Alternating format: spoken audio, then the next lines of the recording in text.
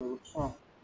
তাহলে সল্ট অ্যাবজর্পশনে আমরা আজকে প্যাসিভ প্রসেসটা দেখব, মানে নিষ্ক্রিয় পরিশোষণ পদ্ধতিটা আমরা আজকে দেখব। তাহলে আমাদের টপিকটা হলো সল্ট অ্যাবজর্পশন। Salt absorption. তাহলে আসো আমরা একটু প্যাসিভ প্রসেসটা দেখি যে আমাদের প্যাসিভ প্রসেসে আসলে কি কি আছে। তাহলে আমরা দেখব হলো প্যাসিভ প্রসেস। প্যাসিভ প্রসেস মানে হচ্ছে নিষ্ক্রিয় পরিশোষণ। আসলে এখানে নিষ্ক্রিয় বলতে আমরা এখানে বুঝবো যে এখানে এটিপি বা এনার্জির কোনো খরচ টরচ হবে না। নিষ্ক্রিয় পরিশোষণ। ওকে, তাহলে প্যাসিভ প্রসেসের ক্ষেত্রে নিষ্ক্রিয় পরিশোষণের আমরা কয়েকটা নাম আগে দেখি কি কি আছে। দেখো যে আমরা বলছিলাম যে আমাদের availability of the mineral salt কিভাবে হয়, দুইভাবে হয় আমরা বলছিলাম। একটা হলো কন্টাক্ট এক্সচেঞ্জ থিওরি বা কন্টাক্ট এক্সচেঞ্জ কনসেপ্ট, আর একটা হলো আমরা কার্বন ডাইঅক্সাইড কনসেপ্ট। এই দুইটা কনসেপ্ট থেকে আমরা দেখছিলাম ওই দুইটা কিন্তু এই প্যাসিভ প্রসেসের ভিতরে চলে আসবে। দেখো নামগুলো হলো তোমার, এক নাম্বার তুমি বলতে পারো যে diffusion theory. Diffusion theory, diffusion এটাকে আমরা বাংলাতে বলে থাকি ব্যাপন মতবাদ। ব্যাপন মতবাদ। ওকে, আর দুই নাম্বার আমরা বলতে পারি হচ্ছে আয়ন বিনিময় বা আয়ন এক্সচেঞ্জ থিওরি। আচ্ছা, আয়ন এক্সচেঞ্জ থিওরি, ঠিক আছে। আয়ন এক্সচেঞ্জ থিওরি মানে হচ্ছে আয়ন বিনিময় মতবাদ। আয়ন বিনিময় মতবাদ। তারপরে তিন নাম্বার যেটা, সেটা হলো তোমার ডোনান ইকুইলিব্রিয়াম থিওরি। এটা রিটেনের জন্য সাধারণত আসে বি নাম্বার, ডোনান ইকুইলিব্রিয়াম থিওরি। হ্যাঁ, ডোনান ইকুইলিব্রিয়াম থিওরি, ডোনান ইকুইলিব্রিয়াম থিওরি। আর লাস্টে চার নাম্বার আছে একটা যেটা, সেটা হলো তোমার মাস ফ্লো থিওরি, যেটাকে বাংলাতে আমরা বলে থাকি ব্যাপক প্রবাহ মতবাদ। মাস ফ্লো থিওরি, ঠিক আছে। এটাকে বলা হয় ব্যাপক প্রবাহ, ব্যাপক প্রবাহ মতবাদ। এই জিনিসটা আসলে খুবই চমৎকার। হ্যাঁ, দেখো তাহলে আমরা আসলে নামগুলো দেখলাম, একটা হলো ডিফিউশন থিওরি, আর একটা হলো আয়ন এক্সচেঞ্জ থিওরি, আর তিন নাম্বার লেখছে হচ্ছে ডোনান। এই ডোনান মাঝখানে ডাবল এন হবে। হ্যাঁ, এই ডোনানটা মাঝখানে ডাবল এন হবে, ডোনান ইকুইলিব্রিয়াম থিওরি। আর লাস্টে লিখছি আমরা মাস ফ্লো থিওরি। এই চারটা থিওরির ভিতরে আমাদের লাস্টের দুইটা খুব ভালোভাবে বুঝতে হবে, আর প্রথম দুইটা খুবই সিম্পল। দেখো ডিফিউশন বলতে আসলে আমরা কি বুঝি, ব্যাপন। ব্যাপন বলতে আসলে কি বুঝি আমরা, যে হাই কনসেন্ট্রেশন থেকে আমাদের লো কনসেন্ট্রেশন দিকে যাবে, তাই না? মানে উচ্চ ঘনত্ব থেকে নিম্ন ঘনত্বের দিকে যাবে। বিষয়টা খুবই সিম্পল, খেয়াল করো। দেখো আমরা যদি লিখি, এখানে লেখালেখির এটা দরকার নেই, জাস্ট একটু সিম্পল কয়েকটা বিষয় মনে করো। ধরো এটা হলো গাছের একটা মূল, ঠিক আছে। এই যে এগুলো মূল, নিচে যেগুলো আঁকাইছি এগুলো হলো মূল বা রুট। এখন এখানে তো মাটি আছে, তাই না?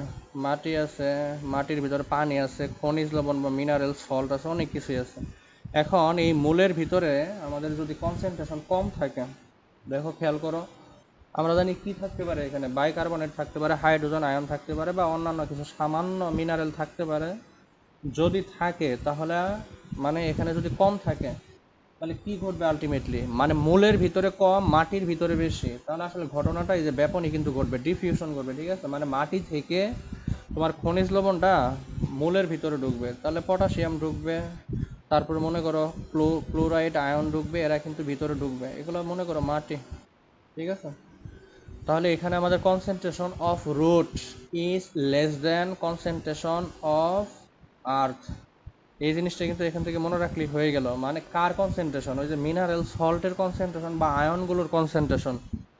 তাহলে এখানে এই কথাটুকুই শুধু মনে রাখুন যে কনসেন্ট্রেশন অফ রুট, তাহলে কনসেন্ট্রেশন অফ রুট মানে মূলের ভিতরে concentration is less than concentration of, বলতে পারো আর্থ বা মাটি।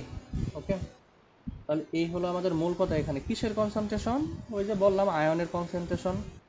মানে আয়নের কনসেন্ট্রেশন যদি মূলের তুলনায় আমাদের মাটিতে বেশি থাকে তাহলে মাটি থেকে মূলে যাবে, এই হলো এখান থেকে সিম্পল কথা। এখান থেকে আর বেশি কিছু জানার আমাদের দরকার নাই। এখন এখান থেকে একটা জিনিস শুধু জেনে রাখতে পারো যে কোন সায়েন্টিস্ট আসলে এই মতবাদটা দিছিল, যদিও লাগে না, এটা খুবই লেস ইম্পর্টেন্ট, তারপরে একটু লিখে রাখি। এখানে দুইজন সায়েন্টিস্ট আছে, একজন হলো হোপ আর একটা হলো স্টিভেন। একজন হলো হোপ আর একজন হলো স্টিভেন। ঠিক আছে। অনেক গুরুত্বপূর্ণ সায়েন্টিস্টের নাম যাদেরকে আসলে না জানলেই নয়, এরা না কিন্তু অনেক গুরুত্বপূর্ণ সায়েন্টিস্ট আছে, যেমন তোমার ক্রসিং ওভার কে বর্ণনা করছে, তারপর হলো টিস্যু কালচার কে বর্ণনা করছে, জেনেটিক ইঞ্জিনিয়ারিং কে বর্ণনা করছে, এইগুলো সায়েন্টিস্টের নাম কিন্তু একদম মুখস্থ রাখতে হবে। এগুলো চাইলে মনে রাখতে পারো, সমস্যা নাই, কিন্তু এগুলো আসলে ওগুলার মতো তোমার ইম্পর্টেন্ট না, ঠিক আছে। আসো 2 নাম্বার, আসো তাহলে 2 নাম্বার দেখো আয়ন এক্সচেঞ্জ থিওরি, এটাও ওই যে ওইটার মতোই, এখানে আর কিছুই না। এখানে তোমার উদ্ভিদ মূল থেকে হাইড্রোজেন আয়নটা বাইরে বের হয়ে যাবে, তাহলে ঢুকবে কে, পটাশিয়াম আয়ন ঢুকবে, বাইকার্বনেট বের হবে অথবা হাইড্রক্সিল বের হবে, ঢুকবে কে, ক্লোরাইড আয়ন ঢুকবে। এটা জাস্ট ওই যে কার্বন ডাইঅক্সাইড যে থিওরিটা ছিল ওইটার মতো হুবহু। তাহলে দেখো এখানে কি ঘটবে, আয়ন এক্সচেঞ্জ আসলে কি ঘটে মূলত। তাহলে 2 নাম্বার হলো আমাদের আয়ন এক্সচেঞ্জ থিওরি, ঠিক আছে। তাহলে এখানে আমাদের পটাশিয়ামের মানে হাইড্রোজেন আয়নের পরিবর্তে আমাদের পটাশিয়াম আয়ন আসবে, ঠিক আছে। এটার এক্সচেঞ্জ ঘটবে এখানে। আমি এখানে বাই ডিরেকশনাল অ্যারো দ্বারা বুঝাইতেছি যে হাইড্রোজেন আয়নটা বের হবে, ঠিক আছে, আর পটাশিয়াম আয়নটা ভিতরে ঢুকবে আসলে। আর বাকি যেটা আছে, ধরো বাইকার্বনেট আছে অথবা হাইড্রক্সিল আয়ন আছে, যে কোনো একটা কিছু থাকতে পারে, ওকে। তাহলে এর পরিবর্তে আমাদের কে বের হবে, কে ঢুকবে, ক্লোরাইড আয়ন ঢুকবে। এখন এটা কিন্তু ফিক্সড না যে পটাশিয়ামে শুধু ঢুকতেছে, ক্লোরাইড শুধু ঢুকতেছে, এটা কিন্তু ফিক্সড না। অন্য কোনো আয়নে কিন্তু সেটা হতে পারে, আমরা এক্সাম্পলের জন্য কিন্তু এটা আসলে বুঝাইলাম, আর কিছুই না, ঠিক আছে। তাহলে এই মতবাদের প্রবক্তাকে, এই মতবাদের প্রবক্তা হলো তোমার দুইজন, একজন হলো ডেভলিন, আরেকজন হলো পান্ডে সিনহা, ঠিক আছে। দুইজন বলতে এখানে 3জন আসলে সায়েন্টিস্ট, মানে 2বার দিছে। তাহলে পান্ডে আর হইতেছে বিজ্ঞানী সিনহা, সিনহা এরা একসাথে দিছে, মানে কত সালে, 1972 সালে। আরেকজন ছিল তোমার 1969 সালে দিছিল ডেভলিন। হয়তো ডেভলিনের মতবাদটা তাদের চোখে পড়ে না, এই জন্য কিন্তু তারা পরবর্তী দিছে। যদি চোখে পড়তো তাহলে আসলে অবশ্যই এইভাবে মানে একই মতবাদ দুইজন আসলে দিত না, ঠিক আছে। এখানে কি করে দেখো, তাহলে এটা যদি একটা গাছ হয়, এটা যদি মূল হয়, এগুলা দেখো, এগুলো যদি মূল হয়, তাহলে এই মূলগুলো থেকে হাইড্রোজেন আয়ন বাইরে বের হয়ে চলে যাবে, হাইড্রক্সিল আয়ন বাইরে বের হয়ে চলে যাবে, অথবা বাইকার্বনেট আয়ন বাইরে বের হয়ে চলে যাবে। আর মাটি থেকে আমাদের হাইড্রক্সিল আয়নের পরিবর্তে কে ঢুকবে, ক্লোরাইড আয়ন ঢুকবে। তাহলে ক্লোরাইড আয়নটা ঢুকবে, ভিতরে ঢুকবে, ঠিক আছে, মানে শিকড়গুলোর ভিতরে ঢুকবে। আর পটাশিয়াম আয়ন কিন্তু ঢুকবে যে হাইড্রোজেন আয়নের পরিবর্তে, মানে আয়ন ব্যালেন্স হিসেবে আসলে এগুলো ঘটবে। এই জন্য কিন্তু এখানে আয়ন এক্সচেঞ্জ বলছে, মানে পজিটিভের পরিবর্তে পজিটিভ আর নেগেটিভের পরিবর্তে কিন্তু নেগেটিভ। এটাই হলো মূলত আয়ন এক্সচেঞ্জ থিওরি। আগেরটা কিন্তু ডেফিনেটলি কোনো আয়নের কথা বলে নাই, বলছে যে আয়ন যেদিকে বেশি আছে সেখান থেকে কমের দিকে যাবে, কিন্তু এখানে কিন্তু কয়েকটা আসলে ডেফিনেটলি বলে ফেলছে, পটাশিয়াম ক্লোরাইড, অন্য অন্য কিছু যাবে না, বিষয়টা এরকম না, ওগুলোও যাবে, তবে বইয়ের ভিতরে কিন্তু এগুলো আসলে খুব ইম্পর্টেন্টলি বলা আছে। এখন এই জায়গায় আসলে প্রবেশ করার কারণটা কি, প্রবেশ করার কারণটা হয়তো তোমার আয়ন ব্যালেন্স রাখা। মূল থেকে হাইড্রোজেন আয়ন বের হয়ে চলে যাচ্ছে, তার মানে ওইখানে আমাদের পজিটিভ আয়ন কমে যাচ্ছে, তাহলে তার পজিটিভ আয়নকে ব্যালেন্স করার জন্য বাইরে থেকে পটাশিয়াম যাবে, আর নেগেটিভকে ব্যালেন্স করার জন্য ক্লোরাইড যাবে, অন্য কিছু যাইতে পারে, ওইটা আসলে ভিন্ন বিষয়। তাহলে এই ছিল আমাদের আয়ন এক্সচেঞ্জ থিওরি। এখন আসলে 3 নাম্বার থিওরি কি বলতেছে দেখো, এটা একটু ইম্পর্টেন্ট, এটা একটু ভালো করে বোঝার চেষ্টা করো। বোঝা বলতে এখানে একটা সেন্টেন্স মনে রাখলেই হয়ে গেল, আর কিছুই না, ঠিক আছে। দেখো ডোনান সাহেব আসলে কি বলে গেছিল, ডোনান ইকুইলিব্রিয়াম থিওরি, ইকুইলিব্রিয়াম থিওরি মানে ডোনান সাম্য অবস্থা, ঠিক আছে। ডোনান সাম্য অবস্থা। এখন সাম্য অবস্থা কেন বলছে, এটা আসলে খুবই ইম্পর্টেন্ট কথা, হ্যাঁ। সাম্য অবস্থা মানে কি, মানে আমাদের আয়ন ব্যালেন্স অবস্থায় রাখা, আয়নের যাতে কোনো দিকে কমতি কোনো দিকে যাতে বাড়তি না হয়, এটাই ব্যালেন্স রাখার জন্যই তিনি আসলে এই মতবাদটা সামনে আনছেন। তিনি আসলে কি বলছেন দেখো, তিনি বলছেন যে আমাদের এটা যদি প্লাজমা মেমব্রেন হয়, তাই না, আমরা কি বলছিলাম, এইদিকে থাকবে এক্সটার্নাল প্ল্যান আর এইদিকে থাকবে ইন্টারনাল প্ল্যান, ঠিক আছে, আউটার প্ল্যান আর হলো ইনার প্ল্যান। মানে এইদিকে আমরা বলছিলাম যে বাইরের তল এটা, ঠিক আছে, আর এদিকে আমরা বলছিলাম হলো ভিতরের তল, এটা হলো ভিতরের তল, একটা হলো বাইরের তল। এখন এই ডোনান সাহেব উনি আসলে অনেক পরীক্ষা নিরীক্ষা করে দেখছে যে কিছু আনডিফিউজ, মানে যারা ব্যাপন হয় না, খেয়াল করো আমি আবার বলতেছি, কিছু অব্যাপনযোগ্য, কিছু অব্যাপনযোগ্য অ্যানায়ন, খেয়াল করো আমি আবার বলতেছি কথাটা, কিছু অব্যাপনযোগ্য মানে ডিফিউশন হতে পারে না, মানে কনসেন্ট্রেশন বেশি থাকা সত্ত্বেও যারা ডিফিউশন হতে পারে না এরকম কিছু অ্যানায়ন আছে। কোথায় থাকবে? এই যে আমাদের প্লাজমা মেমব্রেনের ভিতরের দিকে থাকবে, ঠিক আছে? মানে এখানে কিছু অ্যানায়ন থাকবে, এখানে কিছু অ্যানায়ন থাকবে যারা হইতেছে আনডিফিউজেবল, আনডিফিউজেবল, ঠিক আছে? মানে হচ্ছে যারা ব্যাপন হতে পারবে না, মানে দেখো কনসেন্ট্রেশন বেশি এরপরেও কিন্তু ব্যাপন হইতে পারতেছে না, তাহলে অবশ্যই কোনো ভেরিয়ার আছে এখানে, অবশ্যই কোনো কারণ আছে। তাহলে এখানে যেহেতু অ্যানায়নের সংখ্যা বেশি, খেয়াল করো এখানে যেহেতু অ্যানায়নের সংখ্যা বেশি, তাহলে এই অ্যানায়নকে তোমার ব্যালেন্স করার জন্য বাইরে থেকে কে যাবে? ক্যাটায়ন যাবে। এটাই হলো মূল কথা, ঠিক আছে? তাহলে এই জিনিসটাই তিনি আসলে আনছেন, আর কিছুই না। তাহলে এই ঘটনা কতক্ষণ পর্যন্ত চলবে? দেখো এখানে কিন্তু দুইটা কথা, একটা হলো অ্যানায়ন, এটা কিন্তু ডিফিউশন হতে পারবে না, আর একটা ক্যাটায়ন যেটা, এটা কিন্তু ডিফিউশনের মাধ্যমে যাইতেছে, হ্যাঁ? তাহলে দুইটা কিন্তু পুরা উল্টা।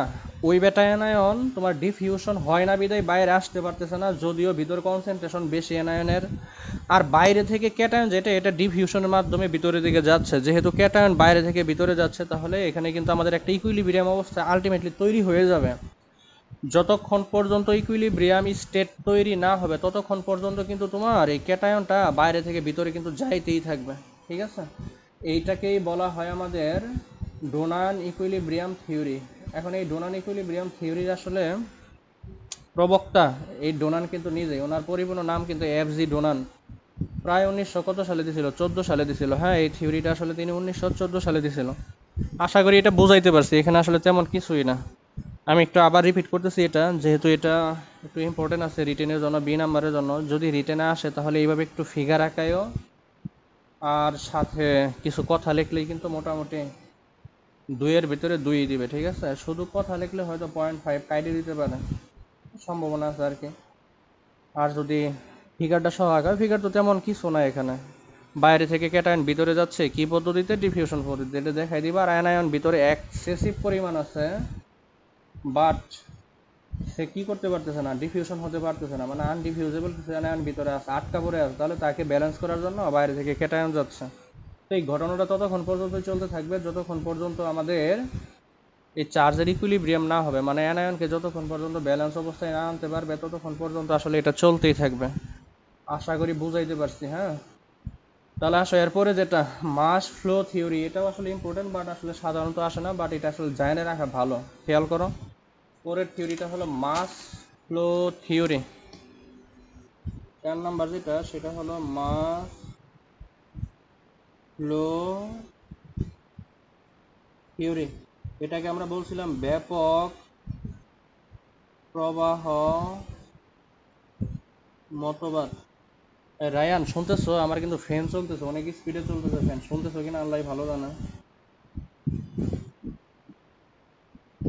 হ্যাঁ, না শোনা গেলে বইলো, দুই পাশে দুই ফ্যান তো একটা শব্দ বেশি করতেছে আসলে। আসো তাহলে আমরা মাস ফ্লো থিওরির একটু দেখি। এখানে আসলে কিছুই ঘটে না, শুধু এখানেও একটা সেন্টেন্স মনে রাখো। ওইখানে যেমন আমরা বলছিলাম যে আনডিফিউজেবল কিছু অ্যানায়ন ভিতরে আটকা পড়ছিল, এই জন্য আমাদের বাইরে থেকে ক্যাটায়ন যাওয়া লাগছিল। এখানেও একটা কথা মনে রাখো, দেখো আমরা কিন্তু বলছিলাম, কি বলছিলাম, যে ফটোসিনথেসিসের ফলে কিন্তু আমাদের কি উৎপন্ন হয়? গ্লুকোজ উৎপন্ন হয়, অক্সিজেন উৎপন্ন হয়, এবং কিছু পানি উৎপন্ন হয়। আচ্ছা, এই যে পানি উৎপন্ন হলো, অতিরিক্ত পানি যেটা তোমার প্ল্যান্ট ব্যবহার করতে পারবে না, এটা কিন্তু শুধু ফটোসিনথেসিস না, ওটা কিন্তু ওই যে রেসপিরেশনের ক্ষেত্রে হতে পারে। মানে ধরে নাও যে প্রক্রিয়ায় পানি পানি উৎপন্ন হোক না কেন, বা যে প্রক্রিয়ায় তোমার মিনারেল প্রডিউস হোক না কেন, মানে এক কথায় সেটা মিনারেল হোক সেটা ওয়াটার হোক, একটা গাছ কি করবে? ট্রান্সপাইরেশন প্রক্রিয়ায় সে কিন্তু তোমার পত্ররন্ধ্র অথবা কিউটিকল অথবা লেন্টিসেল যে কোনো একভাবেই কিন্তু সে বাইরে বের করে দিবে। পানির সাথে কিছু পরিমাণ খনিজ লবণও কিন্তু বাইরে বের হয়ে চলে যাবে, তাই না? মানে এক্সেসিভ ওয়াটার এর সাথে কিন্তু কিছু পরিমাণ মিনারেল বাইরে বের হয়ে চলে যাবে। দেখো আমি আবার বলতেছি, খেয়াল করো, একটা গাছ সে কি করবে? পানি প্রডিউস করলো, মিনারেল সল্ট সে মাটি থেকে তুলে নিয়ে গেল। এখন সবগুলোই তো তার কাজে লাগবে না, তাই না? কিছু তো তাকে বাইরে বের করে দিতেই হবে। মানুষ সব যা খাইতেছে সবই কি আসলে হিউম্যান বডিতে কাজে লাগতেছে? লাগতেছে না তো। যেগুলো কাজে লাগতেছে সেগুলো বডিতে ব্লাডের মাধ্যমে সরাই যাইতেছে পুরো বডিতে, কিন্তু যেগুলো কাজে লাগতেছে না সেগুলো কি হইতেছে? হয়তো বা ইউরিনের মাধ্যমে বের হইতেছে, নয়তো ফিকাল ম্যাটার হিসেবে বের হয়ে চলে যাচ্ছে, তাই না? স্টুলের মাধ্যমে বের হয়ে চলে যাচ্ছে। তো গাছের ক্ষেত্রেও কিন্তু এরকমই, তোমার সমস্ত পানি সমস্ত মিনারেল যে কাজে লাগবে বিষয়টা কিন্তু এরকম না। তাহলে কিছু পরিমাণ এক্সেসিভ থাকবে। এই এক্সেসিভ অ্যামাউন্ট তোমার পাতার মাধ্যমে, সেটা কাণ্ডের মাধ্যমে, অথবা সেটা কিউটিকলের মাধ্যমে বের হয়ে চলে যাবে। আমরা ট্রান্সপিরেশনের ক্লাসিফিকেশন দেখলেই বুঝবো, মানে প্রসেদনের মাধ্যমে কিছু পরিমাণ বের হয়ে চলে যাবে।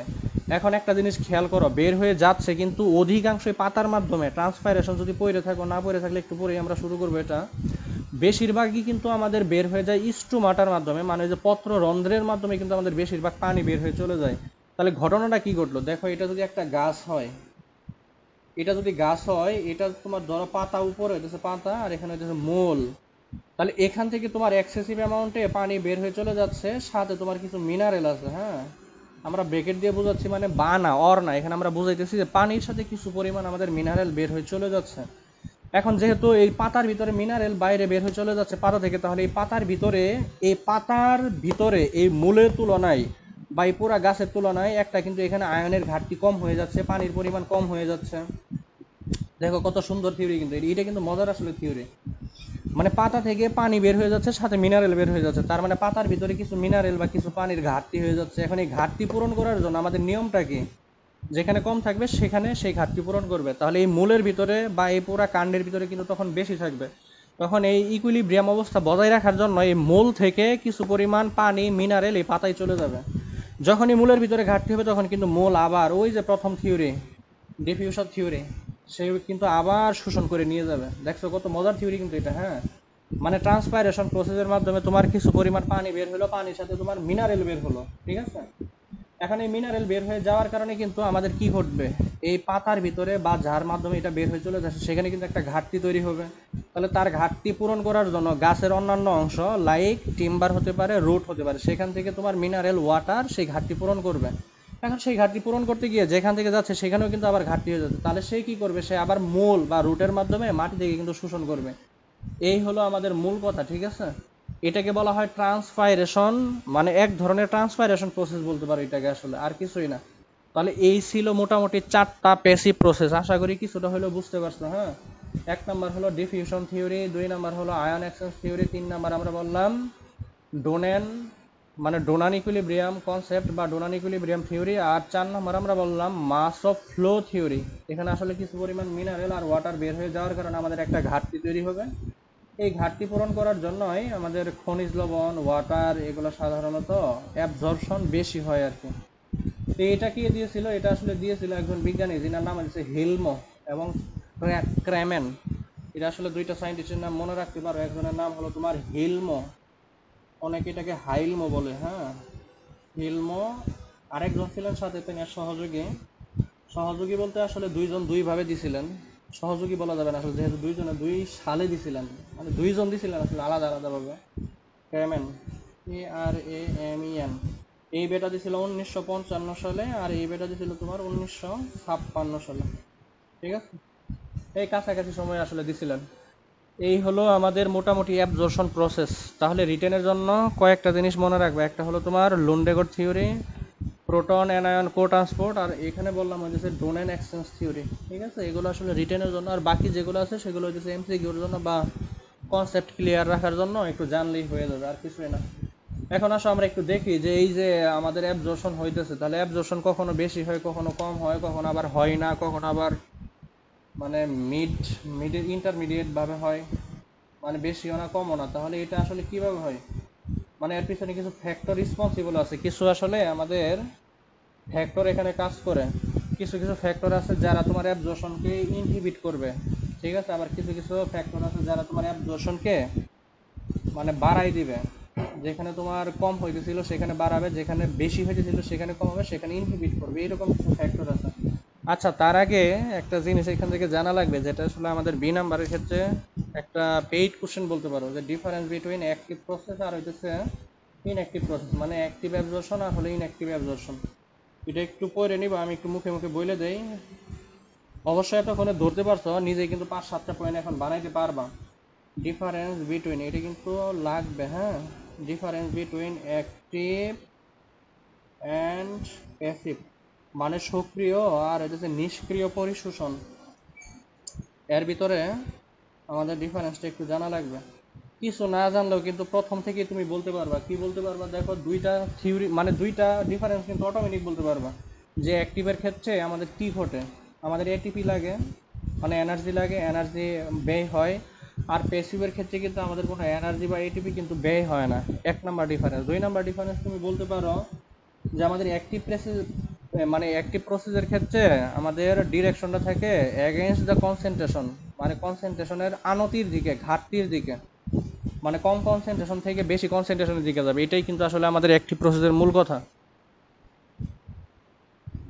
আর ওইখানে আমাদের প্যাসিভ প্রসেসে কিন্তু উল্টা ছিল, মানে অ্যালং দ্য কনসেন্ট্রেশন, তার মানে উচ্চ ঘনত্ব থেকে আমাদের নিম্ন ঘনত্বের দিকে কিন্তু যাইতেছিল।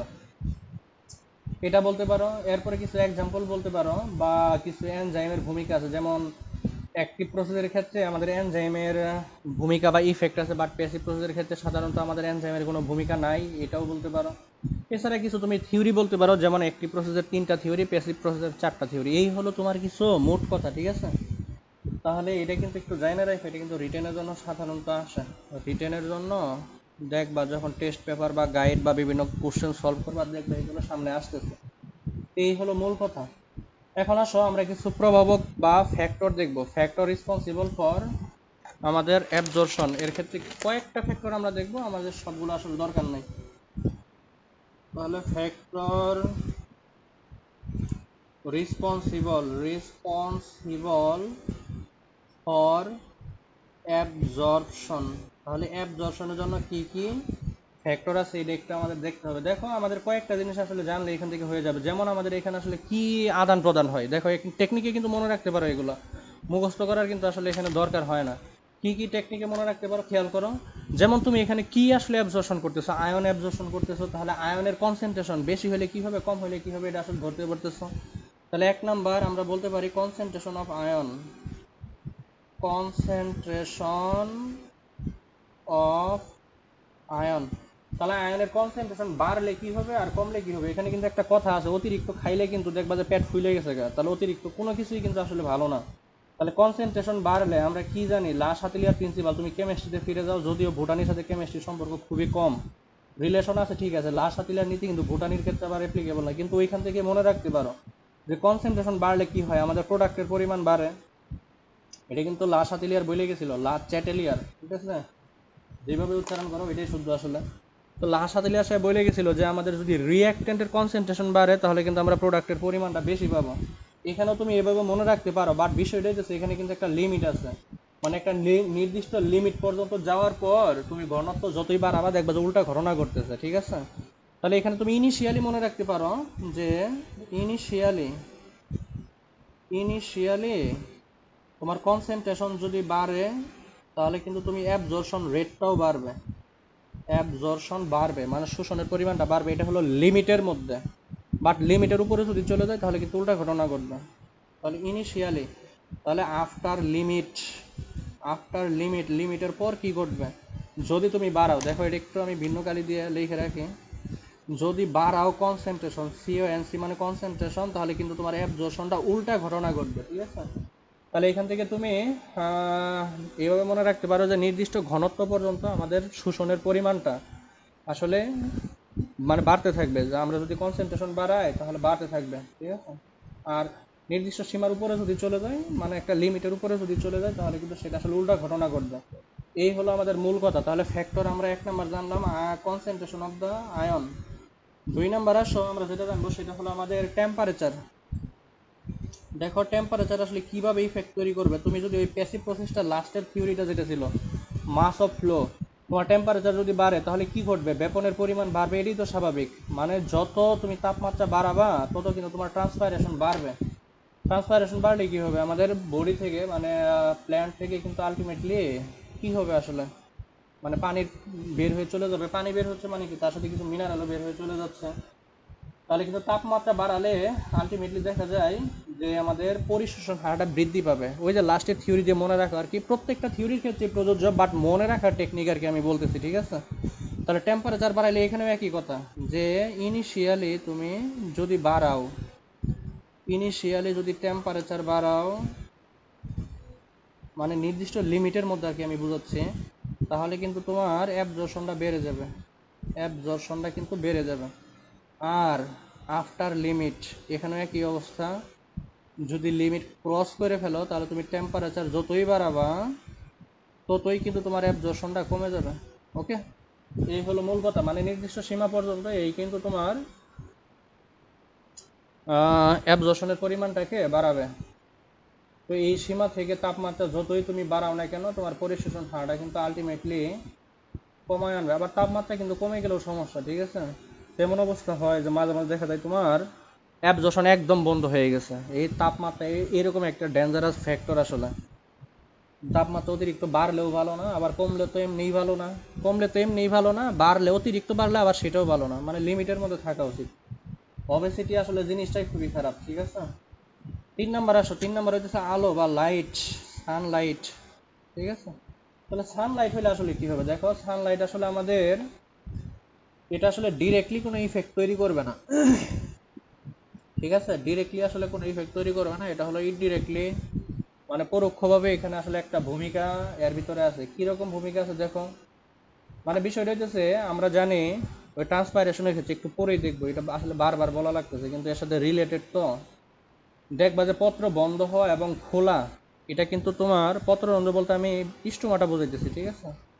ওইখানে কয়েকটা শব্দ আছে, স্টোমাটা আছে, গার্ড সেল আছে, কয়েকটা শব্দ এখানে পাবো আমরা। আজকেই শেষ করবো ইনশাল্লাহ, ট্রান্সপাইরেশন যতদূর সম্ভব শেষ না হলেও কাছাকাছি শেষ করে রাখবো। তো এখানে দেখবা তোমার পত্ররন্ধ্র খোলা এবং বন্ধ হওয়ার কিছু কৌশল আছে। তো পত্ররন্ধ্র খুললে কি হবে, বাইরে মানে তোমার সেল থেকে মানে পাতা থেকে বাইরের দিকে মিনারেলটা বের হয়ে চলে আসবে, তাই না? আর হলো তোমার যদি পত্ররন্ধ্র বন্ধ থাকে তাহলে তো বের হতে পারবে না।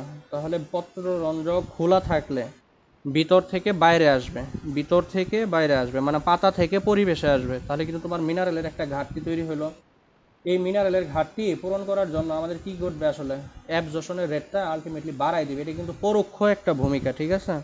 এটা কিন্তু ডিরেক্ট কোনো আসলে এখানে ভূমিকা নাই। এখানে একটু লিখে রাখলাম যে ইনডিরেক্ট ইফেক্ট, এখানে ইনডিরেক্ট ইফেক্ট। ওকে, মানে এটা যেহেতু ট্রান্সপাইরেশনের সাথে আসতেছে এটা হলো ইনডিরেক্ট ইফেক্ট। আর 4 নাম্বার কথা, ডিরেক্ট ট্রান্সপাইরেশন বা প্রশোধনের প্রভাব আসলে এখানে বিস্তার করবে। তাহলে 4 নাম্বার তুমি বলতে পারো ট্রান্সপাইরেশন, ট্রান্সপাইরেশন এটাও বলতে পারো। 5 নাম্বার তুমি বলতে পারো অক্সিজেন। দেখো অক্সিজেনের বিষয়টা কিন্তু খুবই ইম্পর্টেন্ট। অক্সিজেনের যদি পরিমাণ কমে যায় তাহলে কিন্তু আমাদের লবণ পরিশোষণ হার কমে যাবে, সিম্পল কথা এটা। কারণ অক্সিজেনের পরিমাণ কমে গেলে আমাদের কি হবে, অক্সিজেনের পরিমাণ কমে গেলে আমাদের একদিকে ট্রান্সপাইরেশন ইনহিবিট হবে, অন্যদিকে কিন্তু ওই যে আমাদের রেসপাইরেশন মানে শ্বসন প্রক্রিয়া ওইটাও কিন্তু আমাদের আসলে একটা ইনহিবিট হবে। তাহলে অক্সিজেনের পরিমাণ আলটিমেটলি যদি কমে যায়, যদি কমে যায় অক্সিজেনের পরিমাণ, তাহলে আলটিমেটলি আমরা দেখবো যে আমাদের অ্যাবজর্পশনও কমে যাচ্ছে। এই হলো মূল কথা।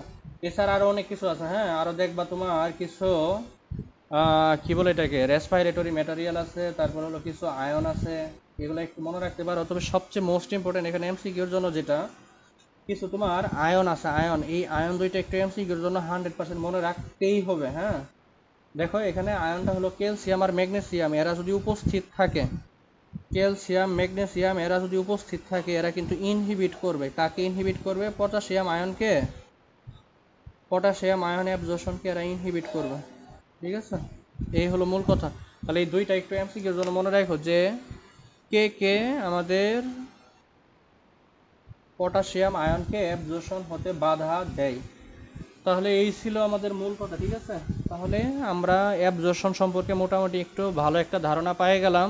অ্যাবজর্পশন কি জিনিস, কি কি মিনারেল আছে, কি কি মাইক্রো মিনারেল আছে, কি কি ম্যাক্রো মিনারেল আছে, মাইক্রো আয়ন ম্যাক্রো আয়ন, এবং কারা সবচেয়ে দ্রুত গতিতে শোষিত হয়, কারা সবচেয়ে কম গতিতে শোষিত হয়, এটা আমরা বলছি।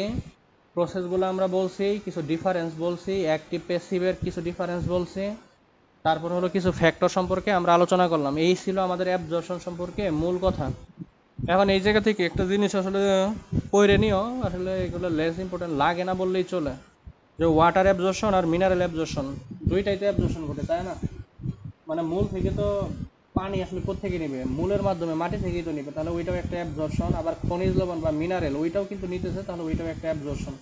তাহলে এই দুইটার ভিতরে আসলে পার্থক্য কি দেখো, আমি কয়েকটা কথা বলি একটু, তাহলে বুঝতে পারবা। যেমন একটু খেয়াল করো, পটাশিয়াম আর হলো পটাশিয়ামের সাথে যে আমাদের অ্যানায়নটা ছিল, তো এই অ্যানায়নটা কিন্তু মূলত আমাদের অ্যাক্টিভ মানে অ্যাক্টিভের মাধ্যমে গেছে, বেশিরভাগই কিন্তু অ্যাক্টিভের মাধ্যমে গেছে। আর পটাশিয়াম আয়ন যেটা, মানে আই মিন ক্যাটায়ন যেটা, এটা কিন্তু বেশিরভাগই তোমার প্যাসিভের মাধ্যমে গেছে, তাই না? এটা হলো আয়নের কথা আমি বলতেছি, মানে খনিজ লবণ শোষণ, মিনারেল সল্ট শোষণের, অ্যাবজর্শনের কথা আমি বলতেছি।